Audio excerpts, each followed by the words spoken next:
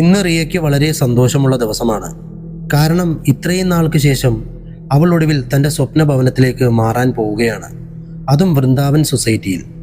അതിമനോഹരമായൊരു സൊസൈറ്റിയാണത്. ഇതെല്ലാം ചിന്തിച്ചവൾ ആകെ സന്തോഷത്തിലാണ്. വർഷങ്ങളായി കണ്ട സ്വപ്നം സഫലമാകുമ്പോൾ അതിൻ്റെ സന്തോഷം ഒന്ന് വേറെയാണ്. ഉച്ചയോടെ എല്ലാ സാധനങ്ങളും പുതിയ വീട്ടിലേക്ക് മാറ്റി. റിയയും ഭർത്താവ് 2 കുട്ടികളും. കുട്ടികളുടെ പേര് സോഹൻ, ദീപ. സാധനങ്ങൾ അടുക്കി വയ്ക്കുന്ന തിരക്കിലായിരുന്നു എല്ലാവരും. വൈകുന്നേരമായപ്പോഴേക്കും സാധനങ്ങളെല്ലാം അടുക്കി വെച്ച് അവർ 4 പേരും നന്നായി തളർന്നു. അതുകൊണ്ട് ഫുഡ് ഹോട്ടൽ വഴി ഓർഡർ ചെയ്തു. എല്ലാവരും സമാധാനമായി ഫുഡ് കഴിക്കുന്ന സമയത്താണ് പെട്ടെന്ന് അവരുടെ വീടിൻ്റെ ഡോർബെൽ മുഴങ്ങിയത്. ഡോർബെല്ല് കേട്ട് റിയ പറഞ്ഞു, ആരോ വന്നെന്ന് തോന്നുന്നു. അപ്പോൾ മോഹിത്ത് പറഞ്ഞു, അതായത് റിയയുടെ ഭർത്താവ് ആയിരിക്കാം, ഞാൻ പോയി നോക്കട്ടെ. മോഹിത്ത് പോയി വാതിൽ തുറന്നു നോക്കിയപ്പോൾ ആരെയും കണ്ടില്ല. മോഹിത്തിനിത് വളരെ വിചിത്രമായി തോന്നി. കാരണം അവരുടെ ഫ്ലോറിൽ 2 ഫ്ലാറ്റുകൾ മാത്രമേ ഉണ്ടായിരുന്നുള്ളൂ. അവരുടെ മുന്നിലുള്ള ഫ്ലാറ്റ് നമ്പർ 329 ഒഴിഞ്ഞു കിടക്കുകയാണ്. പിന്നെ ആരാണ് ബെല്ലടിച്ചത്? മോഹിത്ത് ഇതെല്ലാം ആലോചിക്കുമ്പോൾ റിയ അകത്ത് നിന്നും വിളിച്ചു ചോദിച്ചു, ആരാണ് മോഹിത്ത്? ആരുമില്ല എന്ന് പറഞ്ഞ് മോഹിത്ത് അകത്തേക്ക് വന്നു. റിയ വീണ്ടും ചോദിച്ചു, ആരായിരുന്നു? മോഹിത്ത് അത് കേട്ട് മറുപടി പറഞ്ഞു, അറിയില്ല റിയ, പുറത്ത് ആരെയും ഞാൻ കണ്ടില്ല. ഇത് കേട്ട റിയ വീണ്ടും ചോദിച്ചു, പിന്നെ ആരാണ് ഡോർബെല്ലടിച്ചത്? ഇത് കേട്ട മോഹിത്തിന് നല്ല ദേഷ്യം വന്നു.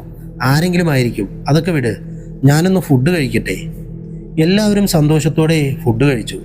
അതിനുശേഷം കുട്ടികൾ ഉറങ്ങാൻ പോയി. റിയ പ്ലേറ്റുകൾ എടുത്ത് അടുക്കളയിലേക്ക് പാത്രം കഴുകാൻ പോയി.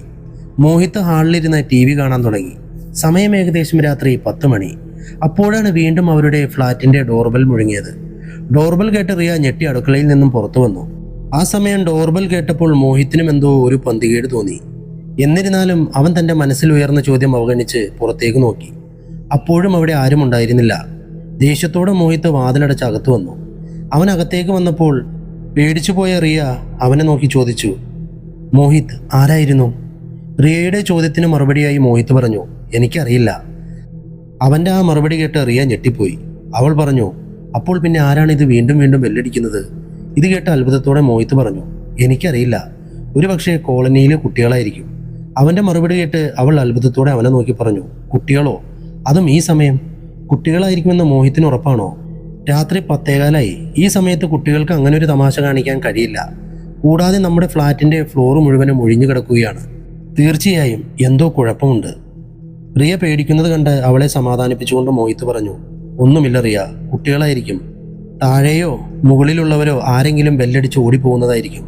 നമ്മളിവിടെ പുതുതായി വന്നവരല്ലേ, അതുകൊണ്ട് നമ്മളെ കളിയാക്കുന്നതായിരിക്കും. നീ വിഷമിക്കേണ്ട പ്രിയേ, ഞാൻ നാളെ സൊസൈറ്റി സെക്രട്ടറിയുമായി ഇതിനെക്കുറിച്ച് സംസാരിക്കാം. ഇനി ഉറങ്ങാൻ നോക്കാം, രാത്രി ഒരുപാട് വൈകി, എനിക്ക് ഉറക്കം വരുന്നുണ്ട്. ഇത് പറഞ്ഞുകൊണ്ട് മോഹിത്ത് കോട്ടുവായിട്ട് കിടപ്പുമുറിയിലേക്ക് പോയി. അതേസമയം രാത്രി 10 മണിക്ക് കുട്ടികൾ വന്ന് അവരെ ശല്യപ്പെടുത്താൻ വരുമെന്നത് വിശ്വസിക്കാൻ റിയയുടെ മനസ്സ് തയ്യാറായില്ല. പക്ഷെ ആ സമയത്ത് അവൾക്ക് എന്ത് ചെയ്യാൻ കഴിയും? അതുകൊണ്ട് അവളും മിണ്ടാതെ ഉറങ്ങാൻ പോയി. അർദ്ധരാത്രി ഏകദേശം 12 മണിയോടെ പെട്ടെന്ന് അവരുടെ അടുക്കളയിൽ നിന്നും പാത്രങ്ങൾ വീഴുന്ന ശബ്ദം കേട്ടു. ഇത് കേട്ട് ഞെട്ടിയ റിയ കിടക്കയിൽ നിന്നും എഴുന്നേറ്റു. ഭയന്നുപോയ അവൾ മോഹിത്തിനെ വിളിക്കാൻ തുടങ്ങി, മോഹിത്, മോഹിത്, മോഹിത്. അവളുടെ ശബ്ദം കേട്ട് മോഹിത്ത് കണ്ണു തുറന്നുകൊണ്ട് ചോദിച്ചു, എന്താണ് റിയ? ഈ അർദ്ധരാത്രിയിൽ എന്തിനാണ് ഇങ്ങനെ അലറുന്നത്? അവൻ്റെ ചോദ്യം കേട്ട് ഭയത്തോടെ റിയ പറഞ്ഞു, മോഹിത്, മോഹിത്, അടുക്കളയിൽ നിന്നും എന്തൊക്കെയോ ശബ്ദങ്ങൾ കേൾക്കുന്നുണ്ട്. അവളുടെ വാക്കുകൾ കേട്ട് മോഹിത്ത് അത്ഭുതത്തോടെ അവളെ നോക്കി പറഞ്ഞു, ശബ്ദങ്ങളോ? പക്ഷെ എനിക്കൊരു ശബ്ദവും കേൾക്കാൻ കഴിയുന്നില്ലല്ലോ. നീ വല്ല ദുസ്വപ്നവും കണ്ടതായിരിക്കും. ഒരു ശബ്ദവുമില്ല റിയ, സമാധാനമായി ഉറങ്ങ്, എനിക്കും ഒന്ന് ഉറങ്ങണം. മോഹിത്തിൻ്റെ വാക്കുകൾ കേട്ട് റിയ പറഞ്ഞു, ഇല്ല മോഹിത്, സത്യം, ഞാനൊരു സ്വപ്നവും കണ്ടിട്ടില്ല, ദയവായി എന്നെ വിശ്വസിക്കൂ. റിയയുടെ വാക്കുകൾ മോഹിത്തിനെ അസ്വസ്ഥനാക്കി. അവൻ ദേഷ്യത്തോടെ റിയയെ നോക്കി പറഞ്ഞു, എന്താണ് റിയ നിനക്ക് പറ്റിയത്? എൻ്റെ കൂടെ വാ, ശബ്ദം എവിടെയാണെന്ന് എന്നോട് പറ. ദേഷ്യത്തോടെ മോഹിത്ത് റിയയുടെ കയ്യിൽ പിടിച്ച് അടുക്കളയിലേക്ക് കൊണ്ടുപോയി. അവർ 2 പേരും അടുക്കളയിലെത്തിയപ്പോൾ ഞെട്ടിപ്പോയി. അടുക്കളയിൽ മുഴുവനും പലതും ചിതറിക്കിടക്കുന്നു. ചില്ല് ഗ്ലാസുകൾ, പ്ലേറ്റുകൾ എല്ലാം തകർന്നിരിക്കുന്നു. ഇത് കണ്ട റിയ കരഞ്ഞുകൊണ്ട് പറഞ്ഞു, ഞാൻ പറഞ്ഞതല്ലേ മോഹിത്, അടുക്കളയിൽ ആരോ ഉണ്ട്. പക്ഷെ നീ എപ്പോഴും എന്നെ അവഗണിക്കുകയായിരുന്നു. ഇപ്പോൾ നോക്ക്. റിയ പൊട്ടിയ സാധനങ്ങളിലേക്ക് ചൂണ്ടി പറഞ്ഞു. മോഹിത്തിനും തൻ്റെ തെറ്റ് മനസ്സിലായി. അവൻ റിയയെ സമാധാനിപ്പിച്ചുകൊണ്ട് പറഞ്ഞു, എനിക്ക് ദുഃഖമുണ്ട് റിയ, പക്ഷെ ഇതെല്ലാം ആരാണ് ചെയ്തത്? ഇവിടേക്ക് ആരെങ്കിലും കയറിയോ, അതോ എന്തെങ്കിലും മോഷ്ടിച്ചോ? റിയയെ നോക്കിക്കൊണ്ട് മോഹിത്ത് പറഞ്ഞു. അതിനുശേഷം റിയയും മോഹിത്തും വീട് മുഴുവനും പരിശോധിച്ചു. ഇല്ല, ആരും കയറിയിട്ടില്ല, ഒന്നും മോഷണം പോയിട്ടില്ല. ഇത് കണ്ടപ്പോൾ റിയ മോഹിത്തിനെ നോക്കി വളരെ ശാന്തമായി പറഞ്ഞു, ഒരു കള്ളൻ എന്തിന് പാത്രങ്ങൾ താഴെയിട്ട് നമ്മൾ ഉണർത്തണം? അവൻ എന്തെങ്കിലും മോഷ്ടിക്കണമെങ്കിൽ അത് ശബ്ദമുണ്ടാക്കാതെ ചെയ്യുമായിരുന്നു. ഇങ്ങനെ ശബ്ദമുണ്ടാക്കി നമ്മളെ എന്തിനു ഉണർത്തണം? എന്താണ് ഇതിൻ്റെയൊക്കെ അർത്ഥം? ഇല്ല മോഹിത്, കാര്യം മറ്റെന്തോ ആണ്. ഇവിടെ എന്തോ ഉണ്ട്, വളരെ വിചിത്രവും ഭയാനകവുമായി എന്തോ ഒന്ന്, റിയ ഭയത്തോടെ പറഞ്ഞു. അവളുടെ ആ വാക്കുകൾ മോഹിത്തിനെ ചിന്തിപ്പിച്ചു. അവളുടെ വാക്കുകൾ ശ്രദ്ധിച്ചുകൊണ്ട് മോഹിത്ത് പറഞ്ഞു, എന്താണെന്ന് എനിക്കൊന്നും മനസ്സിലാകുന്നില്ല. അവർ രണ്ടുപേരും ഇതിനെക്കുറിച്ച് സംസാരിച്ചു കൊണ്ടിരിക്കുകയായിരുന്നു. അപ്പോഴാണ് വീണ്ടും ഡോർബെൽ മുഴങ്ങിയത്. അത് കേട്ട് റിയയും മോഹിത്തും വീണ്ടും ഞെട്ടി. കാരണം ഇത് അർദ്ധരാത്രിയായിരുന്നു. ക്ലോക്കിൽ നോക്കിയപ്പോൾ രാത്രി 12:45 വല്ലാതെ ആയിപ്പോയി മോഹിത്. ഉടനെ മോഹിത്ത് പറഞ്ഞു, ഈ സമയത്ത് ആരായിരിക്കും? അവന്റെ ചോദ്യം കേട്ട് റിയ ഉടൻ പ്രതികരിച്ചു, ഇത് ഉറപ്പായും കുട്ടികളായിരിക്കില്ല മോഹിത്, ഞാൻ നിന്നോട് നേരത്തെ പറഞ്ഞതല്ലേ. റിയ ഭയന്ന് പറിച്ചുകൊണ്ട് പറഞ്ഞു.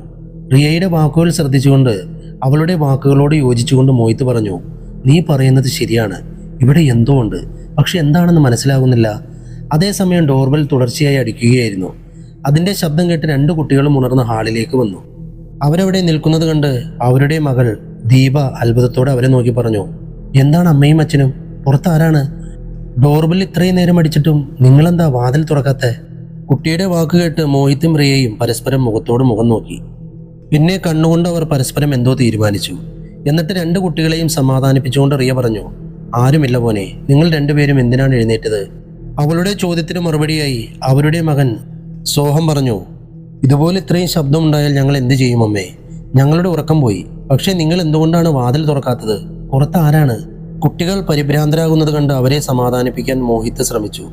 ആരുമില്ല മോനെ, ഞാനിപ്പോൾ നോക്കാം. അവരിത് പറയുന്നത് കേട്ട റിയ അലറി വിളിച്ചു, ഇല്ല മോഹിത്, നീ വാതിൽ തുറക്കരുത്. അവളിങ്ങനെ പ്രതികരിക്കുന്നത് കണ്ട മോഹിത്ത് അമ്പരന്നു. അവളെ സമാധാനിപ്പിച്ചുകൊണ്ട് അവൻ പറഞ്ഞു, റിയ നീ എന്തായി ചെയ്യുന്നേ? ഇങ്ങനെയെല്ലാം ഒച്ചയുണ്ടാക്കിയാൽ കുട്ടികൾ പേടിക്കും. അവന്റെ വാക്കുകൾ കേട്ട റിയ പറഞ്ഞു, എന്ത് തന്നെയായാലും പ്ലീസ് നീ വാതിൽ തുറക്കരുത്. റിയ വീണ്ടും തന്റെ വാക്ക് ആവർത്തിച്ചു. റിയയുടെ നിർബന്ധം കാരണം മോഹിത്ത് അവളുടെ വാക്ക് കേട്ടു. എന്നിട്ട് മോഹിത്ത് പറഞ്ഞു, ശരി, ഞാൻ വാതിൽ തുറക്കുന്നില്ല. പക്ഷെ ഇങ്ങനെ ഈ ശബ്ദം കേൾക്കുമ്പോൾ എങ്ങനെയാണ് ഉറങ്ങാൻ പോകുന്നത്? മോഹിത്തിന്റെ വാക്ക് കേട്ട് റിയ പൂർണ്ണമായും അസ്വസ്ഥയായി. അവന്റെ വാക്ക് കേട്ട് അവൾ ദേഷ്യത്തോടെ പറഞ്ഞു, ഇത്രയൊക്കെ സംഭവിച്ചിട്ടും നീ ഉറങ്ങുന്നതിനെ കുറിച്ചാണോ സംസാരിക്കുന്നത്? മോഹിത്തിന് എങ്ങനെയാണ് ഉറങ്ങാൻ കഴിയുന്നത്? അവർ രണ്ടുപേരും സംസാരിക്കുന്നത് കേട്ട് അവരുടെ മകൾ ദീപ പറഞ്ഞു, എന്താണ് സംഭവിച്ചതമ്മേ? ഈ ചോദ്യം കേട്ടപ്പോൾ റിയ അല്പമൊന്ന് ഞെട്ടി. എന്നിട്ട് അവൾ ഭയത്തോടെ വിഷയം മാറ്റാൻ ശ്രമിച്ചു. ഒന്നുമില്ല മോളെ, ഒന്നും സംഭവിച്ചിട്ടില്ല, എൻ്റെ കൂടെ വാ, ഞാൻ നിന്നെ ഉറക്കാം. റിയ കുട്ടികളോട് ഉറങ്ങാൻ പറഞ്ഞപ്പോൾ അവരുടെ മകൻ സോഹൻ പറഞ്ഞു, പക്ഷെ അമ്മേ, ഇങ്ങനെ ശബ്ദം കേൾക്കുമ്പോൾ ഞങ്ങൾ എങ്ങനെ ഉറങ്ങാനാണ്? മകന്റെ ചോദ്യത്തിന് മറുപടിയായി റിയ മകനെ സമാധാനിപ്പിച്ചുകൊണ്ട് പറഞ്ഞു, ഒന്നുമില്ല മോനെ, ഡോർബെൽ കേടായതുകൊണ്ടാണ് ഇത് മുഴങ്ങിക്കൊണ്ടിരിക്കുന്നത്. നിങ്ങൾ രണ്ടുപേരും ഈ പഞ്ഞി നിങ്ങളുടെ ചെവിയിൽ വെച്ചുറങ്ങും. അപ്പോൾ നിങ്ങൾക്ക് ഉറക്കം വരും. ശബ്ദം നിങ്ങളെ ശല്യപ്പെടുത്തുകയുമില്ല. വീട്ടിൽ പൂജയ്ക്കായി വെച്ചിരുന്ന പഞ്ഞിയിൽ നിന്ന് കുറച്ചെടുത്ത് കുട്ടികളുടെ ചെവിയിൽ വെച്ച് റിയ അവരെ ഉറക്കി. പക്ഷെ അവളും മോഹിത്തും പൂർണ്ണമായും ഭയത്തിലായിരുന്നു. ഡോർബെൽ ഇപ്പോഴും മുഴങ്ങിക്കൊണ്ടേയിരുന്നു. അങ്ങനെ അവർക്ക് വേറെ വഴിയില്ലാതായപ്പോൾ ഭയത്തോടെ ഇരുവരും പതുക്കിയ വാതിലിന്റെ അടുത്തേക്ക് നടന്നു. റിയ മോഹിത്തിന്റെ കയ്യിൽ പിടിച്ചിരുന്നു. മോഹിത്തും അവളുടെ കയ്യിൽ നിന്നും ധൈര്യം സംഭരിച്ചുകൊണ്ട് സ്വയം ശക്തിപ്പെടുത്താൻ ശ്രമിച്ചു. മോഹിത്ത് ധൈര്യത്തോടെ ഡോർ ലെൻസിലൂടെ പുറത്തേക്ക് നോക്കി. പുറത്തെ കാഴ്ച കണ്ടവൻ ഞെട്ടിപ്പോയി. പുറത്ത് ആരുമുണ്ടായിരുന്നില്ല. പക്ഷെ ഡോർബെൽ ഇടയ്ക്കിടെ അടിച്ചുകൊണ്ടേയിരിക്കുന്നു. പക്ഷേ പുറത്ത് ആരുമുണ്ടായിരുന്നില്ല. റിയ അവനെ നോക്കി ആംഗ്യത്തിലൂടെ ചോദിച്ചു, ആരാണ്? മോഹിത്ത് ഇല്ലെന്ന് തലയാട്ടി. പുറത്ത് ആരുമില്ലെന്ന് ആംഗ്യം കാണിച്ചു. ആ സമയം ഭയം കാരണം അവർക്ക് സംസാരിക്കാൻ പോലും കഴിഞ്ഞിരുന്നില്ല. മോഹിത്തിനും റിയയ്ക്കും ഭയം കാരണം വിറയ്ക്കാൻ തുടങ്ങി. രണ്ടുപേരുടെയും നില വളരെ മോശമായിരിക്കുന്നു. എന്നിരുന്നാലും ധൈര്യം സംഭരിച്ച് അവർ പരസ്പരം താങ്ങി. വാതിൽ തുറക്കാതെ സോഫയിൽ വന്നു. റിയ ഭയം കാരണം കരയുകയായിരുന്നു. മോഹിത്ത് അവളെ സമാധാനിപ്പിക്കാൻ ശ്രമിച്ചു. രാത്രി 1:30-2 മണിയായി. കൂടാതെ അവർക്ക് സംഭവിച്ചതെല്ലാം വളരെ ഭയാനകവും. പ്രത്യേകിച്ച് നിങ്ങൾ ഒരു പുതിയ സ്ഥലത്തായിരിക്കുമ്പോൾ ആ സ്ഥലത്തെക്കുറിച്ച് നിങ്ങൾക്ക് ഒന്നും അറിയില്ല. അങ്ങനെയാകുമ്പോൾ ആരും പേടിച്ചു പോകും. ആ ഡോർബെൽ ഇടയ്ക്കിടയ്ക്ക് ഇപ്പോഴും അടിച്ചുകൊണ്ടിരുന്നു. ഇത് കാരണം റിയയുടെയും മോഹിത്തിന്റെയും ഹൃദയമിടിപ്പ് കൂടി. അവരുടെ തൊണ്ട പറ്റുന്നുണ്ടായിരുന്നു. പക്ഷെ അവർ രണ്ടുപേർക്കും അടുക്കളയിൽ പോയി വെള്ളമെടുക്കാൻ ധൈര്യമില്ലായിരുന്നു. കൂടാതെ ആ നിലയിൽ 2 ഫ്ലാറ്റുകൾ മാത്രമേ ഉണ്ടായിരുന്നുള്ളൂ. ഒന്ന് അവർ താമസം മാറിയ ഫ്ലാറ്റ്, മറ്റൊന്ന് അടഞ്ഞു കിടക്കുകയാണ്. അങ്ങനെയുള്ളപ്പോൾ അവർ ആരെയാണ് സഹായത്തിന് വിളിക്കുക? ഇത് കാരണം റിയയുടെ ധൈര്യം പൂർണ്ണമായി നഷ്ടപ്പെട്ടു. അവൾക്ക് അവളേക്കാൾ കൂടുതൽ തൻ്റെ കുട്ടികളെക്കുറിച്ചായിരുന്നു ഭയം. ഇതെല്ലാം ചിന്തിച്ചപ്പോൾ അവളുടെ കണ്ണിൽ നിന്നും കണ്ണുനീർ ഒഴുകി. മോഹിത്തിന്റെ നിലയും അങ്ങനെയായിരുന്നു. ഇത് സാധാരണ ഒരു സംഭവമല്ല. അവിടെ എന്തോ ഉണ്ട്, അവർക്ക് കാണാൻ കഴിയാത്ത എന്തോ ഒന്ന്. ഇത് മനസ്സിലാക്കിയപ്പോൾ മോഹിത്ത് റിയയെ സമാധാനിപ്പിച്ചുകൊണ്ട് പറഞ്ഞു, റിയ, ദയവായി സ്വയം സമാധാനിക്കൂ. ഇങ്ങനെ കരഞ്ഞതുകൊണ്ട് കാര്യമില്ല. ധൈര്യത്തോടെ കാര്യങ്ങളെ നേരിടൂ. മോഹിത്തിന്റെ വാക്കുകൾ കേട്ട റിയ കണ്ണുനീരോടെ അവനെ നോക്കി പറഞ്ഞു, ഞാൻ എങ്ങനെയാണ് ധൈര്യത്തോടെ കാര്യങ്ങളെ നേരിടേണ്ടത് മോഹിത്? നമ്മൾ എത്ര വലിയ കുഴപ്പത്തിലാണ് അകപ്പെട്ടത്, നിനക്കറിയാമോ അത്? നമ്മൾ നമ്മുടെ സമ്പാദ്യമെല്ലാം ഈ വീട് വാങ്ങുന്നതിനായി ഉപയോഗിച്ചു. കൂടാതെ ബാങ്ക് ലോണുണ്ട്. ഇനി നമ്മൾ എവിടെ പോകും? എല്ലാം അവസാനിച്ചു മോഹിത്, നമ്മുടെ സ്വപ്നങ്ങളെല്ലാം. ഇത് പറഞ്ഞുകൊണ്ട് റിയ വീണ്ടും കരഞ്ഞു. അവളിങ്ങനെ പൊട്ടിക്കരയുന്നത് കണ്ട് മോഹിത് അവളെ സമാധാനിപ്പിച്ചുകൊണ്ട് പറഞ്ഞു, ക്ഷമയോടെ ഇരിക്കൂ റിയ, നേരം വെളുക്കട്ടെ, ഈ പ്രശ്നത്തിന് എന്തെങ്കിലും പരിഹാരം കാണാം. മോഹിത്തും റിയയും ഭയത്തോടെ ആ രാത്രി മുഴുവനും അങ്ങനെ കഴിച്ചുകൂട്ടി. നേരം വെളുത്തപ്പോൾ 2 കുട്ടികളെയും സ്കൂളിൽ കൊണ്ടുപോയതിനു ശേഷം മോഹിത്തും റിയയും താഴത്തെ നിലയിലുള്ള മിസ്റ്റർ ശർമ്മയുടെ വീട്ടിലേക്ക് പോയി. മിസ്റ്റർ ശർമ്മ സൊസൈറ്റിയുടെ സെക്രട്ടറി ആയിരുന്നു. അദ്ദേഹം റിയയെയും മോഹിത്തിനെയും നല്ല രീതിയിൽ സ്വീകരിച്ചു. അവർ ചായയും ലഘുഭക്ഷണവും കൊടുത്തതിന് ശേഷം അദ്ദേഹം പറഞ്ഞു, എന്താണ് മോഹിത്, എന്തെങ്കിലും പ്രശ്നമുണ്ടോ? താങ്കളും ഭാര്യയും മുഖം കണ്ടിട്ട് എന്തോ ഉണ്ടെന്ന് തോന്നുന്നല്ലോ. ഇത് കേട്ട മോഹിത്തും റിയയും ഭയത്തോടെ പരസ്പരം നോക്കി. എന്നിട്ട് ധൈര്യത്തോടെ മോഹിത്ത് കഴിഞ്ഞ രാത്രിയിലെ കാര്യങ്ങളെല്ലാം ശർമ്മയോടും ഭാര്യയോടും പറഞ്ഞു. തുടർന്ന് മോഹിത്ത് പറഞ്ഞു, നിങ്ങൾ എന്താണ് ഞങ്ങളെക്കുറിച്ച് ചിന്തിക്കുന്നതെന്ന് എനിക്കറിയില്ല ശർമ്മ സാർ. ഇതെല്ലാം സത്യമാണ്. ഞങ്ങൾ ഈ രാത്രി മുഴുവനും അത് അനുഭവിച്ചതാണ്. ശർമ്മയുടെ മുന്നിൽ കാര്യങ്ങളെല്ലാം വ്യക്തമാക്കിക്കൊണ്ട് മോഹിത്ത് പറഞ്ഞു. അവനിങ്ങനെ വിശദീകരിക്കുന്നത് കണ്ട് ശർമ്മ പറഞ്ഞു, വിഷമിക്കേണ്ട മോഹിത്, ഞങ്ങൾക്ക് നിങ്ങളെ വിശ്വാസമാണ്. പക്ഷേ നിങ്ങളുടെ ഫ്ലാറ്റിൽ എന്തുകൊണ്ടാണ് ഇതെല്ലാം സംഭവിച്ചതെന്ന് ഓർത്താണ് ഞങ്ങൾ അത്ഭുതപ്പെടുന്നത്. ശർമ്മയുടെ വാക്കുകൾ റിയയെയും മോഹിത്തിനെയും അത്ഭുതപ്പെടുത്തി. ഉടൻ റിയ ചോദിച്ചു, അപ്പോൾ താങ്കൾക്കറിയാമോ കഴിഞ്ഞ രാത്രി എന്താ സംഭവിച്ചതെന്ന്? റിയയുടെ വാക്കുകൾ കേട്ട ശർമ്മ ഒരു നിമിഷം നിശബ്ദനായി. പിന്നെ ഒരു ദീർഘനിശ്വാസം വിട്ടുകൊണ്ട് അദ്ദേഹം പറഞ്ഞു, കാര്യം ഇതാണ് റിയ, നിങ്ങളുടെ ഫ്ലാറ്റിൻ്റെ മുന്നിലുള്ള ഫ്ലാറ്റ് നമ്പർ 329 അതൊരു പ്രേതബാധയുള്ള ഫ്ലാറ്റാണ്. അയാളുടെ വായിൽ നിന്നും ഈ വാക്ക് കേട്ട റിയയും മോഹിത്തും ഞെട്ടിപ്പോയി. ഇത് കേട്ട റിയ ചോദിച്ചു, എന്താ, താങ്കൾ എന്താണ് ഈ പറയുന്നത്? റിയ പറയുന്നത് കേട്ട ശർമ്മ പറഞ്ഞു, അതെ, ഞാൻ പറയുന്നത് സത്യമാണ്. മുഴുവൻ സൊസൈറ്റിക്കും ഈ ഫ്ലാറ്റിൻ്റെ യാഥാർത്ഥ്യം അറിയാം. അതാണ് 5-ാം നില ഒഴിഞ്ഞു കിടക്കുന്നതിൻ്റെ കാരണം. അതുകൊണ്ടാണ് നിങ്ങൾക്ക് ആ മുന്നിലുള്ള ഫ്ലാറ്റ് ഇത്രയും കുറഞ്ഞ നിരക്കിൽ ലഭിച്ചത്. അല്ലെങ്കിൽ ഈ സൊസൈറ്റിക്ക് എത്രമാത്രം വിലയുണ്ടെന്ന് നിങ്ങൾക്കറിയാമല്ലോ. റിയയുടെയും മോഹിത്തിൻ്റെയും മുന്നിൽ എല്ലാ കാര്യങ്ങളും വ്യക്തമാക്കിക്കൊണ്ട് അദ്ദേഹം പറഞ്ഞു. ഇതെല്ലാം കേട്ട മോഹിത്ത് ശർമ്മയോട് ചോദിച്ചു, ഫ്ലാറ്റ് നമ്പർ 329ൻ്റെ രഹസ്യം എന്താണ്? ദയവായി ഞങ്ങളോട് പറയൂ. അത് കേട്ട ശർമ്മ പറഞ്ഞു, മോഹിത്, 2 വർഷം മുമ്പ് ആ ഫ്ലാറ്റിൽ ഒരു കുടുംബത്തിലെ 3 പേർ മരിച്ചു. ഒരു ഭർത്താവ് തൻ്റെ ഭാര്യയെയും മകനെയും കൊലപ്പെടുത്തിയ ശേഷം ആ ഫ്ലാറ്റിൽ വെച്ച് സ്വയം ജീവനൊടുക്കി. അതിനുശേഷം ആ 3 ആത്മാക്കളും ആ ഫ്ലാറ്റിലും 5-ാം നിലയിലും അലഞ്ഞു തിരിയുകയാണ്. ഇപ്പോൾ നിങ്ങൾ പറയുന്നത് കേട്ടിട്ട് എനിക്ക് തോന്നുന്നു ഇപ്പോൾ ആ ആത്മാക്കൾ 5-ാം നില മുഴുവനും പിടിച്ചെടുത്തതായാണ്. അദ്ദേഹത്തിൻ്റെ വാക്കുകൾ കേട്ട റിയ വളരെ ഭയപ്പെട്ടു. അവൾ തേങ്ങിക്കൊണ്ട് പറഞ്ഞു, ദൈവമേ, ഇനി നമ്മൾ എവിടെ പോകും? അവളിങ്ങനെ സങ്കടപ്പെടുന്നത് കണ്ട് മോഹിത്ത് അവളെ സമാധാനിപ്പിച്ചു. ധൈര്യമായിരിക്കും റിയ, എല്ലാം ശരിയാകും.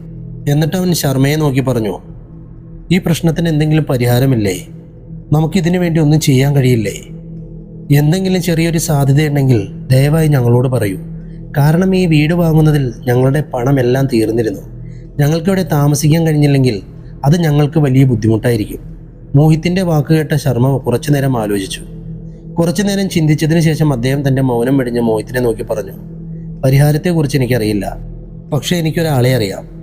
ഒരുപക്ഷെ അദ്ദേഹത്തിന് നിങ്ങളെ സഹായിക്കാൻ കഴിഞ്ഞേക്കും. നിങ്ങൾക്ക് വേണമെങ്കിൽ ഞാൻ അദ്ദേഹത്തെ പരിചയപ്പെടുത്താം. മോഹിത്ത് ഉടൻ പറഞ്ഞു, എനിക്ക് അയാളെ കാണണം. ഉടൻ തന്നെ ശർമ്മ അയാളെ ഫോണിൽ വിളിക്കാമെന്ന് പറഞ്ഞ് ഫോൺ ചെയ്തു. എല്ലാ കാര്യങ്ങളും വിശദമായി പറഞ്ഞു. ആ സമയം അദ്ദേഹം ആ നാട്ടിലുണ്ടായിരുന്നില്ല. അതുകൊണ്ട് അദ്ദേഹത്തിന് അവരെ സഹായിക്കാനും കഴിഞ്ഞില്ല. അങ്ങനെ റിയയ്ക്കും മോഹിത്തിനും ആ പ്രതീക്ഷയും നഷ്ടപ്പെട്ടു. മോഹിത്തിനും റിയയ്ക്കും ഇപ്പോൾ എല്ലാം അറിയാമായിരുന്നു. പക്ഷെ പെട്ടെന്ന് വീട് ഉപേക്ഷിച്ച് പോകുന്നത് അവർക്ക് സാധ്യമായിരുന്നില്ല. ഇരുവരും മനസ്സില്ലാ മനസ്സോടെ വീട്ടിലേക്ക് മടങ്ങി. നിലയിലെത്തിയപ്പോൾ തന്നെ അവരുടെ ഹൃദയമിടിപ്പ് കൂടി. കാരണം അവർക്കിപ്പോൾ ആ സ്ഥലത്തിൻ്റെ യാഥാർത്ഥ്യം മനസ്സിലായി. അതുകൊണ്ട് അവർ 2 പേർക്കും കൂടുതൽ ഭയം തോന്നി. അതുവരെ അവർക്ക് ഫ്ലാറ്റ് നമ്പർ 329ൻ്റെ യാഥാർത്ഥ്യം അറിയില്ലായിരുന്നു. പക്ഷേ ആ ഫ്ലാറ്റിൻ്റെ യഥാർത്ഥ കഥ മനസ്സിലാക്കിയപ്പോൾ അവർ ഭയത്തോടെ ഫ്ലാറ്റ് നമ്പർ 329ലേക്ക് നോക്കി. ഉടൻ തന്നെ നോട്ടം താഴ്ത്തി അവരുടെ ഫ്ലാറ്റിലേക്ക് വന്നു. അവർ ഉടൻ തന്നെ വാതിലടച്ചു. ഇനിയും എന്തെങ്കിലും ശബ്ദം കേൾക്കുമെന്ന ഭയം അവർക്കുണ്ടായിരുന്നു. അങ്ങനെ കുറച്ചു കഴിഞ്ഞതും കുട്ടികൾ സ്കൂളിൽ നിന്നും മടങ്ങിയെത്തി. കുട്ടികൾ പുറത്തുവന്ന് ബെല്ലടിച്ചപ്പോൾ മോഹിത്തും റിയയും പൂർണ്ണമായും ഭയപ്പെട്ടു. അവർ കഴിഞ്ഞ രാത്രിയിലേതുപോലെ വാതിൽ തുറന്നില്ല. അപ്പോൾ കുട്ടികൾ വിളിച്ചു, അമ്മേ അമ്മേ, വാതിൽ തുറക്ക്. കുട്ടികളുടെ ശബ്ദം കേട്ട റിയ ഉടൻ വാതിൽ തുറന്നു. കുട്ടികൾ സന്തോഷത്തോടെ അകത്തേക്ക് വന്നു. അപ്പോഴാണ് മോഹിത്ത് ദീപയുടെ കയ്യിലുള്ള ഒരു കളിപ്പാട്ട കാറ് കണ്ടത്. അത് കണ്ട മോഹിത്ത് ചോദിച്ചു, ദീപമോളെ, നിനക്ക് എവിടെ നിന്നാണ് ഇത് കിട്ടിയത്? ചോദ്യം കേട്ട് ദീപ പറഞ്ഞു, അച്ഛൻ ഇതെൻ്റെ പുതിയ കൂട്ടുകാരൻ തന്നതാ. അത് കേട്ട് റിയ ചോദിച്ചു, പുതിയ കൂട്ടുകാരനോ? ആരാണത്? അവളുടെ ചോദ്യത്തിന് മറുപടിയായി ദീപ പറഞ്ഞു, അതമ്മേ, അവർ നമ്മുടെ അയൽക്കാരാണ്. അവൻ്റെ പേര് ഹൃഷി എന്നാണ്. അയൽക്കാരനോ? മോഹിത്ത് ഞെട്ടിപ്പോയി. അതേ അച്ഛാ, അവൻ നമ്മുടെ മുന്നിലുള്ള ഫ്ലാറ്റിലാണ് താമസിക്കുന്നത്. ഞാനവനെ ലിഫ്റ്റിൽ വെച്ച് കണ്ടു. ദീപയുടെ വായിൽ നിന്നും ഈ വാക്ക് കേട്ടപ്പോൾ മോഹിത്ത് ഞെട്ടിപ്പോയി. എന്താ റിയ, ദീപ എന്താ പറഞ്ഞതെന്ന് നീ കേട്ടോ? ദീപയുടെ വാക്കുകൾ കേട്ട് റിയയും ഞെട്ടിയിരുന്നു. ദീപയുടെ വാക്കുകൾ അവളെയും അത്ഭുതപ്പെടുത്തി. അവർ താമസിക്കുന്ന സ്ഥലം എത്രമാത്രം ഭയാനകമായ സ്ഥലമാണെന്ന് റിയയ്ക്കും മോഹിത്തിനും ഇപ്പോൾ മനസ്സിലായി. എന്നിരുന്നാലും തങ്ങളുടെ ഭയം നിയന്ത്രിച്ചുകൊണ്ട് റിയ മോഹിത്തിന്റെ ചോദ്യത്തിന് മറുപടിയായി പറഞ്ഞു, അതെ അതെ മോഹിത്, ഞാൻ കേട്ടു. എന്നിട്ട് അവൾ ദീപയെ നോക്കി പറഞ്ഞു, ദീപ, അത് കളയൂ. ഇത് പറഞ്ഞുകൊണ്ട് റിയ ദീപയുടെ കയ്യിൽ നിന്നും ആ കളിപ്പാട്ടം പിടിച്ചു വാങ്ങി ജനലിലൂടെ പുറത്തേക്കെറിഞ്ഞു. എന്നാൽ അവൾ ഇത് ചെയ്തതിലൂടെ എത്ര വലിയ തെറ്റാണ് ചെയ്തതെന്ന് റിയയ്ക്കപ്പോൾ അറിയില്ലായിരുന്നു. റിയ ആ കളിപ്പാട്ടം എറിഞ്ഞപ്പോൾ തന്നെ ദീപ തല കറങ്ങി തറയിൽ വീണു. റിയയും മോഹിത്തും അവളെ താങ്ങി പിടിച്ച് എഴുന്നേൽപ്പിക്കാൻ ശ്രമിച്ചു. ദീപ, ദീപ, എഴുന്നേൽക്കൂ, ദയവായി എഴുന്നേൽക്കൂ മോളെ, റിയ കരഞ്ഞുകൊണ്ട് പറഞ്ഞു. മോഹിത്തും ദീപയെ എഴുന്നേൽപ്പിക്കാൻ ശ്രമിക്കുന്നുണ്ടായിരുന്നു. കുറച്ചു കഴിഞ്ഞതും അവൾക്ക് പനി അനുഭവപ്പെടാൻ തുടങ്ങി. അവൾ വിറയ്ക്കാൻ തുടങ്ങി. എന്ത് ചെയ്യണമെന്ന് റിയയ്ക്കും മോഹിത്തിനും മനസ്സിലായില്ല. ഒടുവിൽ മോഹിത്ത് വേഗത്തിൽ താഴേക്കൂടി ശർമ്മയുടെ അടുത്തേക്ക് എത്തി. ശർമ്മ ഉടൻ തന്നെ സൊസൈറ്റിയിൽ താമസിക്കുന്ന ഡോക്ടർ ഗുപ്തയെ വിവരമറിയിച്ചു. അദ്ദേഹത്തെയും കൂട്ടി മോഹിത്തിന്റെ വീട്ടിലേക്ക് വന്നു. ഡോക്ടർ ഗുപ്ത പരിശോധിച്ച ശേഷം മരുന്ന് കുറിച്ചു. മോഹിത്ത് ഒരു നിമിഷം പോലും കളയാതെ മരുന്ന് വാങ്ങി വന്നു. മരുന്ന് കൊടുത്തതിന് ശേഷവും ദീപയ്ക്ക് ബോധം വന്നില്ല. പനി കുറഞ്ഞതുമില്ല. കാരണം ദീപയ്ക്ക് സത്യത്തിൽ അസുഖമുണ്ടായിരുന്നില്ല, അതും മരുന്നുകൊണ്ട് മാറാൻ. അവന്റെ അസുഖം യഥാർത്ഥത്തിൽ അസുഖമായിരുന്നില്ല, മറിച്ചൊരു നിഴലായിരുന്നു. അത് മാറ്റാതെ ദീപയ്ക്ക് സുഖം പ്രാപിക്കുന്നത് അസാധ്യമായിരുന്നു. ശർമ്മ സാഹചര്യത്തിന്റെ ഗൗരവം മനസ്സിലാക്കി. അദ്ദേഹം ഉടൻ തന്നെ മോഹിത്തിനെയും റിയയെയും ദീപയെയും സോഹനെയും തൻ്റെ വീട്ടിലേക്ക് കൊണ്ടുപോയി. എന്നിട്ട് അദ്ദേഹം ഒരു പൂജാരിയെ വിളിച്ചു വരുത്തി എന്തോ കളം വരച്ച് അവിടെ പൂജ നടത്തി. അവരുടെ ഫ്ലാറ്റിൻ്റെ പുറത്ത് ഇനി ഒരു ദുശക്തിക്കും വരാൻ കഴിയില്ലായിരുന്നു. അതുകൊണ്ട് അവരെല്ലാവരും ഇപ്പോൾ സുരക്ഷിതരാണ്. ദീപയുടെ പനി ഇപ്പോൾ കുറയാൻ തുടങ്ങിയിരുന്നു. അവൾക്ക് ബോധം വന്നു. ആ രാത്രി മുഴുവനും തൻ്റെ വീട്ടിൽ കഴിയാൻ ശർമ്മ എല്ലാവരോടും പറഞ്ഞു. അത് കേട്ടപ്പോൾ റിയയ്ക്കും മോഹിത്തിനും ആശ്വാസമായി. കാരണം സ്വന്തം വീട്ടിൽ വെച്ച് ഒരു രാത്രി കൊണ്ട് ഇത്രയുമൊക്കെ കണ്ട അവർക്ക് ഇനി അവിടെ താമസിക്കാൻ ധൈര്യമുണ്ടായിരുന്നില്ല. ഒടുവിൽ രാത്രിയായി. രാത്രിയായപ്പോൾ 5-ാം നിലയിൽ ഒരു നിലവിളി ഉയർന്നു. ആ 3 ആത്മാക്കളും ദേഷ്യത്തിലായിരുന്നു. അവരുടെ അലർച്ച, കരച്ചിൽ, ഭയാനകമായ ചിരി, സാധനങ്ങളെല്ലാം തല്ലി തകർക്കുന്ന ശബ്ദം എന്നിവ വളരെ ഉച്ചത്തിലായിരുന്നു. താഴെ ശർമ്മയുടെ ഫ്ലാറ്റിൽ പോലും ആ ശബ്ദം കേൾക്കാമായിരുന്നു. ആ സൊസൈറ്റിയിൽ താമസിക്കുന്ന എല്ലാവർക്കും ആ ഫ്ലാറ്റിൻ്റെ യാഥാർത്ഥ്യം അറിയാമായിരുന്നു. കൂടാതെ അവിടെ ആരെങ്കിലും താമസിക്കാൻ പോയാൽ കാര്യങ്ങൾ അസാധാരണമായി മാറുമെന്നും അവർക്കറിയാം. പക്ഷെ ആ രാത്രിയിൽ 5-ാം നിലയിൽ സംഭവിച്ച ശബ്ദങ്ങൾ കേട്ട് ആ കെട്ടിടത്തിൽ എല്ലാവരും വളരെ ഭയന്നു പോയിരുന്നു. പക്ഷെ അവിടെ എന്താണ് നടക്കുന്നതെന്ന് പരിശോധിക്കാൻ ആർക്കും ധൈര്യമുണ്ടായിരുന്നില്ല. എല്ലാവരും ഭയന്ന് വിറച്ചിരുന്നു. പൂജാരി തുടർച്ചയായി ഹോമം നടത്തുകയാണ്. ഇത് ആ ആത്മാക്കളുടെ ശക്തി കുറയ്ക്കുന്നതായിരുന്നു. ഋഷിയുടെ ആത്മാവ് ദീപയെ വീണ്ടും വീണ്ടും വിളിച്ചു. ദീപ, ദീപ, നീ എവിടെയാണ് ദീപ? വരൂ ദീപ, ദീപ, എൻ്റെ കൂടെ കളിക്കൂ, എൻ്റെ കൂടെ കളിക്കൂ എന്ന് പറഞ്ഞുകൊണ്ട് ആ ആത്മാവ് വളരെ ഭയാനകമായി ചിരിച്ചു. അത് കേട്ട് ദീപയും സോഹനും വളരെ ഭയന്നു പോയിരുന്നു. കാരണം അവർ അതുവരെയും തങ്ങൾ ആരോടാണോ ചങ്ങാത്തം കൂടിയത്, സംസാരിച്ചത്, അത് ജീവിച്ചിരിക്കുന്ന വ്യക്തിയല്ല, മറിച്ച് മരിച്ചൊരു കുട്ടിയുടെ ആത്മാവാണെന്ന് അറിയില്ലായിരുന്നു. ആത്മാവ് ആ 2 കുട്ടികളെയും ആകർഷിക്കപ്പെട്ടിരിക്കുന്നു. അവരെ തൻ്റെ വീട്ടിലേക്ക് കൊണ്ടുപോകാൻ ആഗ്രഹിക്കുന്നു. പൂജാരി ആ ശബ്ദങ്ങൾ കേട്ടപ്പോൾ റിയയെയും മോഹിത്തിനെയും മുന്നറിയിപ്പ് നൽകിക്കൊണ്ട് പറഞ്ഞു, ദീപയെ പിന്തുടരുന്ന ആത്മാവ് ഒരു സാധാരണ ആത്മാവല്ല, അതൊരു കുട്ടിയുടെ ആത്മാവാണ്. കുട്ടികളുടെ ആത്മാക്കൾ വളരെ ശക്തരും വാശിക്കാരുമാണ്. അതിൽ നിന്നും രക്ഷപ്പെടാൻ അത്ര എളുപ്പമല്ല. പൂജാരി അവർക്ക് ഇതിനെക്കുറിച്ച് പറഞ്ഞുകൊണ്ടേയിരുന്നു. അപ്പോഴാണ് ശർമ്മ ഫ്ലാറ്റിൻ്റെ പുറത്ത് ഒരു കളിപ്പാട്ടക്കാരൻ്റെ ശബ്ദം കേട്ടത്. അത് ഋഷി ദീപയ്ക്ക് സമ്മാനമായി നൽകിയ കാറായിരുന്നു. ആ കളിപ്പാട്ടക്കാരൻ്റെ ശബ്ദം അപ്പോഴേക്കും എല്ലാവരും കേട്ടിരുന്നു. ഭയം കാരണം അവർ വിറയ്ക്കാൻ തുടങ്ങി. സോഹനും ദീപയും ഭയം കാരണം കരയാനും തുടങ്ങി. മോഹിത്തും റിയയും അവരെ സമാധാനിപ്പിച്ചു. ആ രാത്രിയിൽ ശർമ്മയുടെ ഫ്ലാറ്റിൻ്റെ പുറത്ത് ചിലപ്പോൾ ചിലങ്കയുടെ ശബ്ദം കേൾക്കാമായിരുന്നു, ചിലപ്പോൾ ഒരു സ്ത്രീയുടെ ഉച്ചത്തിലുള്ള കരച്ചിൽ കേൾക്കാമായിരുന്നു, ചിലപ്പോൾ ഒരു പുരുഷന്റെ ഉച്ചത്തിലുള്ള ശബ്ദം കേൾക്കാമായിരുന്നു. എന്നിട്ട് പെട്ടെന്നെല്ലാം നിശബ്ദമാവും. ചിലപ്പോൾ ഒരു പുരുഷൻ തൻ്റെ ഭാര്യയെയും കുട്ടിയെയും അടിക്കുന്നതും സ്ത്രീയുടെയും കുട്ടിയുടെയും കരച്ചിലും നിലവിളിയും ആ രാത്രിയുടെ നിശബ്ദതയിൽ അന്തരീക്ഷത്തിൽ മുഴങ്ങും. എന്തായാലും അവർ ആ രാത്രി എങ്ങനെയോ കഴിച്ചുകൂട്ടി. ആ രാത്രി മുഴുവനും പൂജാരി വീടിനകത്ത് ഹോമം നടത്തി, ആ ആത്മാക്കളുടെ ശക്തി കുറയ്ക്കുന്നതിനായി. അടുത്ത ദിവസം രാവിലെ മോഹിത്ത് പുറത്തു നിന്നും തൊഴിലാളികളെ വിളിച്ച് ഫ്ലാറ്റ് ഒഴിഞ്ഞു. ആ രാത്രിയിലെ പ്രേതങ്ങളുടെ താണ്ഡവത്തിൽ അവരുടെ വീട്ടു സാധനങ്ങളിൽ പകുതിയിലധികം തകർന്നു പോയിരുന്നു. TV, mobile, dressing table, mixie, grinder എല്ലാം കഴിഞ്ഞ രാത്രിയിലെ ഭൂതങ്ങളുടെ താണ്ഡവത്തിൽ ഇരയായി. റിയയും സോഹനും ദീപയും എന്നിവർ പിന്നെ മുകളിലേക്ക് പോയിട്ടില്ല. മോഹിത്ത് അവരെ ഉടൻ തന്നെ തൻ്റെ സുഹൃത്തിൻ്റെ ഫ്ലാറ്റിലേക്ക് അയച്ചു. മോഹിത്തും റിയയും പിന്നീടൊരിക്കലും വൃന്ദാവൻ സൊസൈറ്റിയിലേക്ക് തിരിഞ്ഞു നോക്കിയിട്ടില്ല. അവരുടെ ഫ്ലാറ്റ് ഒഴിഞ്ഞു കിടന്നിരുന്നു. കള്ളം പറഞ്ഞോ കബളിപ്പിച്ചോ തങ്ങളുടെ ഫ്ലാറ്റ് വിറ്റോ വാടകയ്ക്കോ കൊടുത്ത് ആരെയും അപകടത്തിലാക്കാൻ അവർ ആഗ്രഹിച്ചിരുന്നില്ല. കാരണം അവരുടെ സ്വന്തം വീടെന്ന സ്വപ്നം അവരുടെ സ്വന്തം വീടുണ്ടായിട്ടും അപൂർണമായി തന്നെ തുടർന്നു. ഈ സംഭവത്തിന് ഏകദേശം 3 വർഷം കഴിഞ്ഞു. മോഹിത്തും റിയയും വൃന്ദാവൻ സൊസൈറ്റിയിലെ തങ്ങളുടെ ഫ്ലാറ്റ് ഒരു തവണ പോലും പോയി നോക്കാനുള്ള റിസ്ക് എടുത്തില്ല. പക്ഷെ ഒരു ദിവസം മോഹിത്തിൻ്റെ ഒരു അങ്കിളിൻ്റെ ഫോൺ വന്നു. അദ്ദേഹത്തിന് തൻ്റെ മക്കൾക്കും മരുമകനും വേണ്ടി മോഹിത്തിൻ്റെ വീട് വാങ്ങാൻ ആഗ്രഹമുണ്ടായിരുന്നു. അതിനെക്കുറിച്ച് മോഹിത്തിൻ്റെ മാതാപിതാക്കളിൽ നിന്നാണ് അദ്ദേഹം അറിഞ്ഞത്. മോഹിത്ത് അദ്ദേഹത്തിൻ്റെ സംസാരം കേട്ടപ്പോൾ തന്നെ ആ ഫ്ലാറ്റിൻ്റെ യാഥാർത്ഥ്യം അദ്ദേഹത്തോട് ഫോണിലൂടെ പറഞ്ഞു. കാരണം അദ്ദേഹത്തെ കബളിപ്പിക്കാൻ മോഹിത്ത് ആഗ്രഹിച്ചിരുന്നില്ല. പക്ഷേ മോഹിത്തിൻ്റെ അങ്കിളിന് ഇതിലൊന്നും വിശ്വാസമുണ്ടായിരുന്നില്ല. അതുകൊണ്ട് അദ്ദേഹം ഇതിനെക്കുറിച്ച് വിഷമിക്കേണ്ടതില്ലെന്ന് പറഞ്ഞുകൊണ്ട് മോഹിത്തിൻ്റെ വീട് വാങ്ങാനുള്ള തൻ്റെ ആഗ്രഹം പ്രകടിപ്പിച്ചു. എന്നാൽ മോഹിത്തിനത് താല്പര്യമില്ലായിരുന്നു. അതുകൊണ്ട് അവൻ ആ വീട് വിൽക്കുന്നതിൽ വിസമ്മതിച്ചു. പക്ഷെ അവൻ്റെ അങ്കിളും വാശിക്കാരനായിരുന്നു.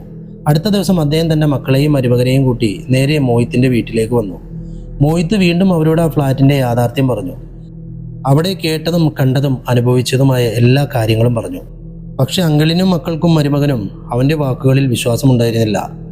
മോഹിത്തിനും റിയയ്ക്കും സംഭവിച്ചതെല്ലാം ഏതെങ്കിലും അസൂയാലുക്കളായ ഒരാളുടെ പ്രവൃത്തിയായിരിക്കാം, അല്ലാതെ ഭൂതത്തിൻ്റെയോ പ്രേതത്തിൻ്റെയോ അല്ല എന്ന് അവർ തറപ്പിച്ചു പറഞ്ഞു. അതുകൊണ്ട് അവർക്കതൊരു പ്രശ്നമായിരുന്നില്ല. വൃന്ദാവൻ സൊസൈറ്റി പോലുള്ള പോഷ് സൊസൈറ്റിയിൽ ഒരു ഫ്ലാറ്റ് ഏത് വിധേനയും അവർക്ക് വാങ്ങണമായിരുന്നു.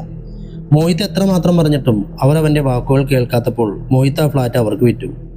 ഇത്രയും പോഷായ സൊസൈറ്റിയിൽ ഫ്ലാറ്റ് കിട്ടിയപ്പോൾ ആ അങ്കിളിൻ്റെ മക്കൾക്കും മരുമകനും സന്തോഷത്തിന് അതിരുകളുണ്ടായിരുന്നില്ല. അവർക്ക് തങ്ങളുടെ ജീവിതത്തിലെ ഏറ്റവും വലിയ സന്തോഷം ലഭിച്ചതായി തോന്നി. പക്ഷെ അവർ പോകുന്ന സ്ഥലം, അവർ തങ്ങളുടെ ജീവിതത്തിലെ ഏറ്റവും വലിയ സന്തോഷമായി കരുതുന്ന ആ ഫ്ലാറ്റ് അവരുടെ ജീവിതത്തിലെ ഏറ്റവും വലിയ ദുരിതമായിരിക്കുമെന്ന് അവർക്കറിയില്ലായിരുന്നു. മോഹിത്തിൽ നിന്നും ഫ്ലാറ്റ് വാങ്ങിയ അടുത്ത ദിവസം അവർ അവിടേക്ക് താമസം മാറ്റാൻ തുടങ്ങി. അവർ താമസം മാറ്റിയിട്ട് ഏകദേശം 1 മണിക്കൂറായപ്പോഴാണ് പെട്ടെന്ന് അവരുടെ ഫ്ലാറ്റിൻ്റെ ഡോർബെൽ മുഴങ്ങിയത്. ഡോർബെൽ കേട്ട് അങ്കിളിൻ്റെ മരുമകൻ ഗൗരവ് ചെന്ന് വാതിൽ തുറന്നു. പക്ഷെ അതേ കാര്യം തന്നെ സംഭവിച്ചു. പുറത്ത് ആരും ഉണ്ടായിരുന്നില്ല. ഗൗരവ് വാതിലടച്ച് അവൻ വീണ്ടും തൻ്റെ ജോലിയിൽ മുഴുകി. ഏതാനും നിമിഷങ്ങൾക്കകം ഡോർബെൽ വീണ്ടും മുഴങ്ങി. ഇത്തവണ അങ്കിളിൻ്റെ മകൾ സോണിയ വാതിൽ തുറന്നു. അവൾ വാതിൽ തുറന്നപ്പോൾ ഒരു കുട്ടി ഓടി അവരുടെ വീടിനകത്തേക്ക് പ്രവേശിച്ചു.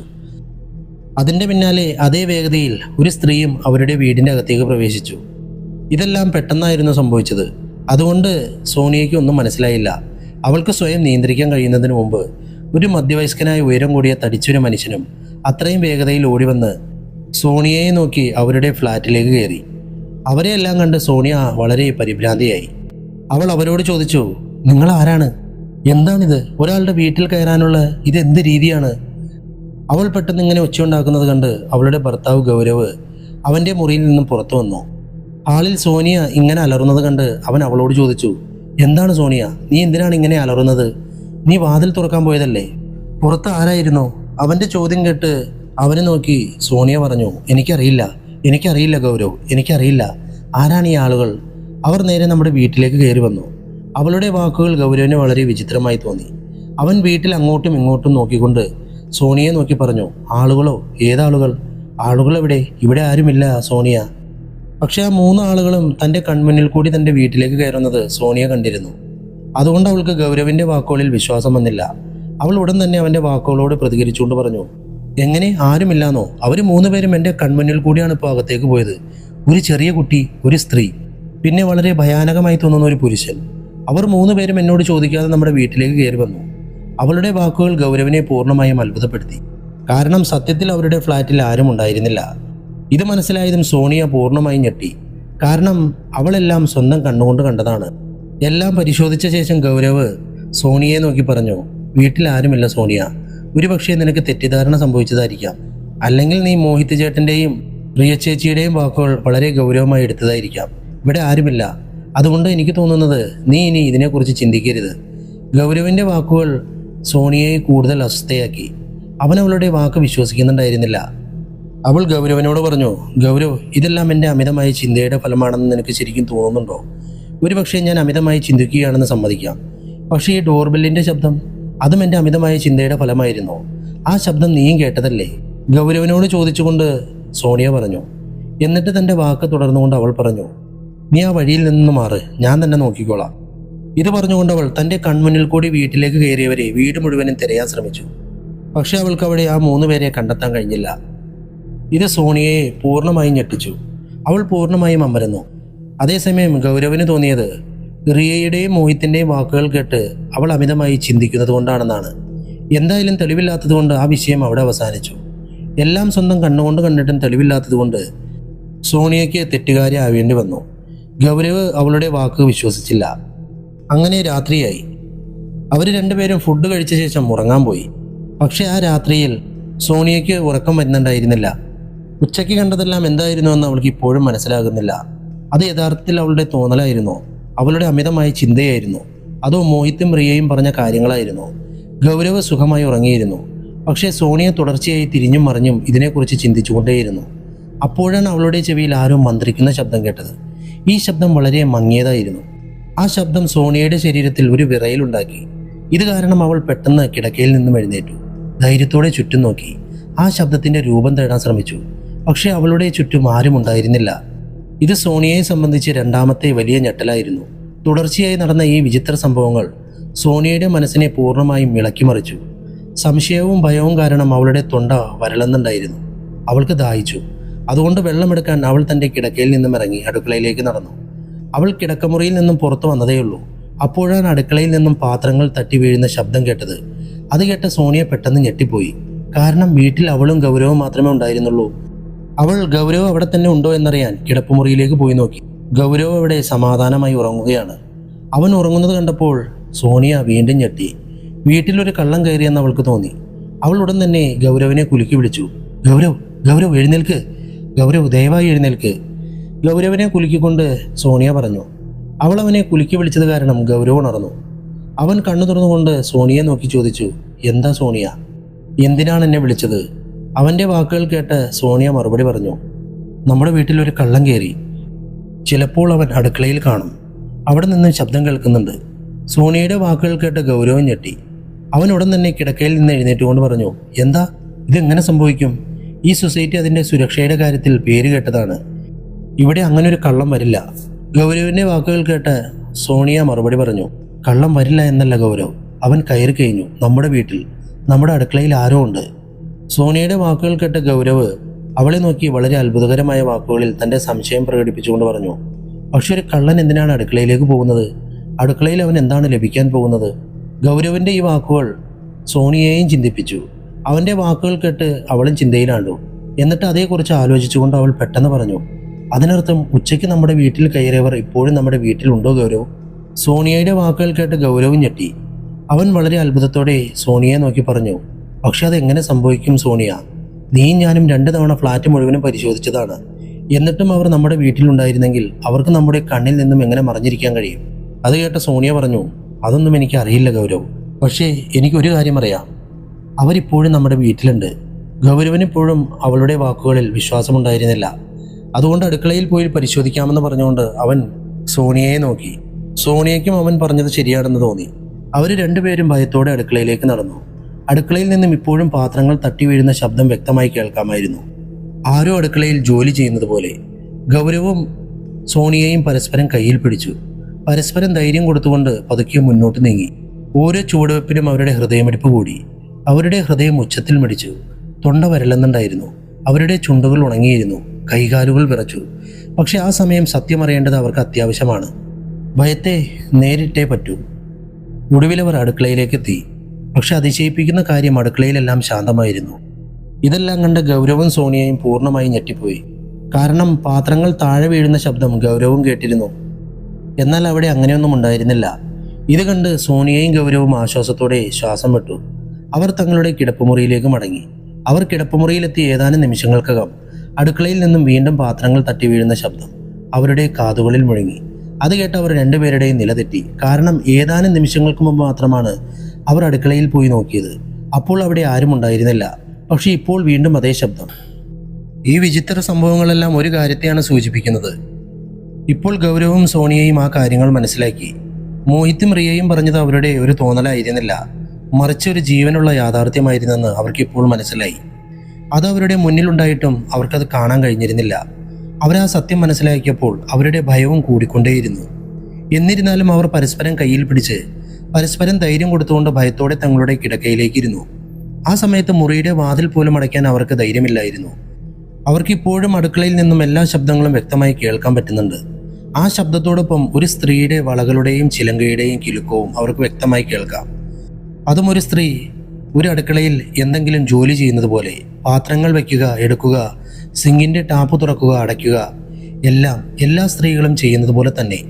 അതേസമയം ഇടയ്ക്കിടയ്ക്ക് ഒരു കുട്ടി കളിക്കുന്ന ശബ്ദവും കേൾക്കാമായിരുന്നു. ഒരു കുട്ടി ഒരു വലിയ പന്തുമായി കളിക്കുന്നത് പോലെ. നിലത്ത് പന്ത് വീഴുന്നതും അങ്ങോട്ടും ഇങ്ങോട്ടും തട്ടുന്നതും ഗൗരവനും സോണിയയ്ക്കും വ്യക്തമായി കേൾക്കാമായിരുന്നു. ഇതൊക്കെ ആയതോടുകൂടി അവരുടെ നില വളരെ മോശമായി. അതിലുപരി അവരുടെ മുറിയുടെ വാതിലും തുറന്നു കിടക്കുന്നു. ഇത് കാരണം അവരുടെ ഭയം ഉച്ചസ്ഥായിലെത്തി. അവർക്ക് എപ്പോഴാണ് ക്ഷമ നഷ്ടപ്പെട്ടതെന്നാൽ അവർക്കിതുവരെ കേൾക്കാൻ മാത്രം കഴിഞ്ഞിരുന്ന ആ പന്ത് നിലത്ത് തുള്ളിച്ചാടി അവരുടെ മുറിയിലേക്കെത്തി. അത് കണ്ട ഗൗരവനും സോണിയയ്ക്കും തങ്ങളുടെ കണ്ണുകളെ വിശ്വസിക്കാൻ കഴിഞ്ഞില്ല. കാരണം ഇതുവരെ അവർ ഇല്ല എന്ന് വിചാരിച്ച് തങ്ങളുടെ തോന്നലായി കണക്കാക്കിയിരുന്ന ആ കാര്യം പെട്ടെന്ന് അവരുടെ മുന്നിലേക്ക് വന്നു. ആ പന്തൊരു സ്ഥലത്ത് ഉറച്ചു നിന്ന് തുടർച്ചയായി മുകളിലേക്കും താഴേക്കും പോവുകയാണ്. അത് കണ്ട് അവർ രണ്ടുപേർക്കും ധൈര്യം നഷ്ടപ്പെട്ടു. തങ്ങളുടെ മരണം അവരുടെ മുന്നിൽ എത്തിയിട്ടുണ്ടെന്ന് അവർക്ക് തോന്നി. ആ പന്ത് സ്വയം നീങ്ങിയ രീതി കണ്ടപ്പോൾ അവർക്കൊന്നും ചെയ്യാൻ കഴിഞ്ഞില്ല. ഗൗരവനും സോണിയയ്ക്കും തങ്ങളുടെ അവസാന സമയം എത്തിയിട്ടുണ്ടെന്ന് മനസ്സിലായി. ഇതുവരെ വിശ്വസിക്കാത്ത ആ കാര്യം ഇന്നവരുടെ മുന്നിലുണ്ടായിരുന്നു. അത് കാണാൻ കഴിയാത്തതാണെങ്കിലും വളരെ ഭയാനകമായി തോന്നി. റിയയും മോഹിത്തും ആ വീട്ടിൽ എന്താണ് അനുഭവിച്ചതെന്നും എന്തുകൊണ്ടാണ് ലക്ഷക്കണക്കിന് നഷ്ടം സഹിച്ചിട്ടും ആ ഫ്ലാറ്റ് വിൽക്കാൻ അവർ തയ്യാറായതെന്നും അവർക്കിപ്പോൾ മനസ്സിലായി. ഗൗരവും സോണിയയും മനസ്സിൽ ഇതെല്ലാം ചിന്തിച്ചുകൊണ്ട് പരസ്പരം നോക്കി. നിറകണ്ണുകളോടെ പരസ്പരം യാത്ര പറഞ്ഞു. കാരണം അവരുടെ കണ്ണുകൾക്ക് മുന്നിൽ തങ്ങളുടെ സാന്നിധ്യം അറിയിക്കുന്ന, ഇത്രയും നാശനഷ്ടങ്ങൾ ഉണ്ടാക്കുന്ന ആ അദൃശ്യ ശക്തി അവസാനം അവരുടെ ജീവൻ എടുക്കുമെന്ന് അവർക്ക് തോന്നി. ഇതെല്ലാം അവരുടെ മനസ്സിൽ വന്നുകൊണ്ടിരിക്കുകയാണ്. അപ്പോഴാണ് പെട്ടെന്ന് ആ പന്ത് അവരുടെ നിലത്തേക്ക് വീണത്. ആരോ വേഗത്തിൽ മുറിയിൽ നിന്നും പുറത്തേക്ക് ഓടിയതുപോലെ തോന്നി. അതിനുശേഷം അവരുടെ ഫ്ലാറ്റിൽ ഒരു നിലവിളി ഉയർന്നു. സ്ത്രീയുടെയും കുട്ടിയുടെയും കരച്ചിൽ, അലർച്ചാ നിലവിളി. അതിനിടയിൽ ഒരു പുരുഷന്റെ ഉച്ചത്തിലുള്ള ശബ്ദം, അതിനൊപ്പം വിചിത്രമായ ചില ശബ്ദങ്ങൾ, ആരോ ആരെയോ അടിക്കുന്നത് പോലെ. ആ സമയം അവരുടെ ഫ്ലാറ്റിൽ ഒരു ബഹളം തന്നെ ഉയർന്നു. പക്ഷെ ആ സമയത്ത് മുറിയിൽ നിന്നും പുറത്തിറങ്ങി ഒന്നും കാണാൻ അവർക്ക് ധൈര്യമില്ലായിരുന്നു. കാരണം കുറച്ചു നേരത്തിന് മുമ്പ് കണ്ടതിന് അതിലും ഭയാനകമായ എന്തെങ്കിലും കാണാൻ അവർക്ക് കഴിയില്ലായിരുന്നു. ഏകദേശം 15-20 മിനിറ്റോളം ഈ നിലവിളി തുടർന്നു. പിന്നെ എല്ലാം പെട്ടെന്ന് ശാന്തമായി, അവിടെയൊന്നും സംഭവിച്ചിട്ടില്ലാത്തതുപോലെ. അതിനുശേഷം രാത്രി മുഴുവനും അങ്ങനെ ശാന്തമായിരുന്നു. ഗൗരവും സോണിയയും ആ രാത്രി മുഴുവനും ഉറങ്ങിയിരുന്നില്ല. ഉറങ്ങുക എന്നത് പോട്ടെ, അവർ രണ്ടുപേരും പരസ്പരം കെട്ടിപ്പിടിച്ച് രാത്രി മുഴുവനും തങ്ങളുടെ കിടക്കയിലിരുന്നു. എഴുന്നേറ്റ് പുറത്തുപോയി നോക്കാനോ കിടപ്പമുറിയിൽ വാതിലടയ്ക്കാനോ അവർക്ക് ധൈര്യമുണ്ടായിരുന്നില്ല. അവർ രണ്ടുപേരും മരവിച്ച് രാത്രി മുഴുവനും അങ്ങനെയിരുന്നു. ഓരോ നിമിഷം കഴിയുമ്പോഴും അവരുടെ ഹൃദയമിടിപ്പ് കൂടിക്കൊണ്ടേയിരുന്നു. ഭയവും പരിഭ്രാന്തിയും കാരണം അവരുടെ ഓരോ അണുവിലും വിറയൽ അനുഭവപ്പെട്ടു. ശരീരം പൂർണ്ണമായി മരവിച്ചു പോയിരുന്നു. അവരുടെ ശരീരം മുഴുവനും വിയർത്തൊലിച്ചു. ഓരോ നിമിഷവും അവരുടെ ഭയത്തിന്റെ അങ്ങേയറ്റമായി കടന്നു പോവുകയാണ്. ഇനി അവർക്ക് കാത്തിരിക്കാനുണ്ടായിരുന്നത് പ്രഭാതത്തിന് വേണ്ടിയായിരുന്നു. അതിനു മുമ്പ് ഇനിയൊരു ഭയാനക സംഭവത്തെയും നേരിടാൻ അവർക്ക് ആഗ്രഹമില്ലായിരുന്നു. അതുകൊണ്ട് നേരം വെളുത്തപ്പോൾ സോണിയ ആദ്യം തൻ്റെ അച്ഛനെ, അതായത് മോഹിത്തിന്റെ അങ്കിളിനെ വിളിച്ചു. എല്ലാം പറഞ്ഞു. അവളുടെ വാക്കുകൾ കേട്ട് അവളുടെ അച്ഛനും പൂർണ്ണമായി ഞെട്ടിപ്പോയിരുന്നു. കാരണം മോഹിത്ത് നേരത്തെ തന്നെ എല്ലാം സത്യസന്ധമായി അവരോട് പറഞ്ഞതാണ്. സത്യത്തിൽ അവൻ ആ വീട് വിൽക്കുന്നതിന് പോലും തയ്യാറായിരുന്നില്ല. പക്ഷേ അന്ന് അവർ 3 പേർക്കും മോഹിത്തിന്റെയും റിയയുടെയും വാക്കുകളിൽ വിശ്വാസം വന്നില്ലായിരുന്നു. എന്നാൽ ഇപ്പോൾ അവരുടെ മകളും മരുമകനും ഇതെല്ലാം പറയുമ്പോൾ അവർക്ക് സംശയിക്കാൻ ഒരു കാരണവുമില്ലായിരുന്നു. എന്തായാലും അവരന്ന് തന്നെ ആ ഫ്ലാറ്റ് എന്നേക്കുമായി ഒഴിഞ്ഞുപോയി. ആ ഫ്ലാറ്റ് ഇപ്പോഴും അങ്ങനെ വിജനമായി കിടക്കുന്നു. എല്ലാ രാത്രിയിലും അവിടെ അങ്ങനെ ഒരു ബഹളമുണ്ടാകും. പിന്നെ എല്ലാം ശാന്തമാകും. ആ കെട്ടിടത്തിലെ ആളുകൾ ഇപ്പോൾ ഇതിനോട് ശീലമായി. അവരാ നില ഏകദേശം അടച്ചിട്ടിരിക്കുകയാണ്. ഇപ്പോൾ ആരും അവിടേക്ക് പോകാറില്ല. ഗൗരവനും സോണിയയ്ക്കും സംഭവിച്ചതിന് ശേഷം ആ ഫ്ലാറ്റ് നേരെയാക്കാൻ അവർ ശ്രമിച്ചില്ല എന്നല്ല, കാരണം 80 ലക്ഷം രൂപയുടെ കാര്യമാണത്. ഇത്രയും വില കൂടിയ ഒരു വീട് ഇങ്ങനെ തകർന്നു കിടക്കുന്നത് കാണാൻ ആർക്കും കഴിയില്ല. സോണിയയുടെ അച്ഛൻ ആ ഫ്ലാറ്റിലെ ആത്മാക്കളെ മോചിപ്പിക്കാൻ ഒരുപാട് ശ്രമിച്ചു. വിദേശത്ത് നിന്ന് പോലും പല ആളുകളെയും സംഘത്തെയും ഇവിടെ വിളിച്ചു വരുത്തി, ഏതെങ്കിലും വിധത്തിൽ ആ ഫ്ലാറ്റിനെ ആത്മാക്കളിൽ നിന്ന് മോചിപ്പിക്കാൻ. പക്ഷെ അദ്ദേഹത്തിന്റെ എല്ലാ ശ്രമങ്ങളും പരാജയപ്പെട്ടു. ആ ഫ്ലാറ്റ് നമ്പർ 329 താമസിക്കുന്ന ആത്മാക്കൾ അവരുടെ ഫ്ലാറ്റിനൊപ്പം ആ നില മുഴുവനും തങ്ങളുടെ വീടാക്കി മാറ്റി. ആ ആത്മാക്കൾ ഫ്ലാറ്റ് നമ്പർ 329നൊപ്പം ഒരു ടൈം ലൂപ്പിൽ കുടുങ്ങിപ്പോയി. അവിടെ നിന്ന് അവർക്ക് മോചനം നേടാൻ കഴിയുന്നില്ല. അവരുടെ ജീവിതത്തിൽ അവസാന നിമിഷത്തിൽ സംഭവിച്ച അതേ സംഭവം അവർ വീണ്ടും വീണ്ടും ആവർത്തിക്കുന്നു. ഈ ചക്രം തുടർച്ചയായി നടന്നുകൊണ്ടേയിരിക്കുന്നു. അതിൻ്റെ ഫലം ആദ്യം മോഹിത്തിനും റിയയും പിന്നീട് ഗൗരവവും സോണിയയും അനുഭവിച്ചു. പക്ഷെ ഇതിലും നല്ല കാര്യം ഇത്രയുമൊക്കെ സംഭവിച്ചിട്ടും അവർക്ക് ജീവൻ നഷ്ടപ്പെടുന്ന ഒരു അപകടവും സംഭവിച്ചില്ല എന്നതാണ്. ഒരുപക്ഷെ കറക്റ്റ് സമയത്ത് ആ ഫ്ലാറ്റ് ഉപേക്ഷിച്ചതുകൊണ്ടാകാം, അല്ലെങ്കിൽ എന്തും സംഭവിക്കുമായിരുന്നു. ആ നിലയിൽ താമസിക്കാൻ ആരെങ്കിലും ശ്രമിച്ചാൽ അവർക്ക് ഒരു രാത്രിയിൽ കൂടുതൽ അവിടെ താമസിക്കാൻ കഴിയില്ല. ഒരു രാത്രി മാത്രം. ഇങ്ങനെ ഒരു ഫ്ലാറ്റിൽ നിങ്ങൾ താമസിച്ചാൽ എന്തായിരിക്കും അവസ്ഥ? എനിക്ക് ചിന്തിക്കാനേ വയ്യ. എന്തായാലും പുതിയ കഥയുമായി വീണ്ടും വരാം. Love you all. ബൈ.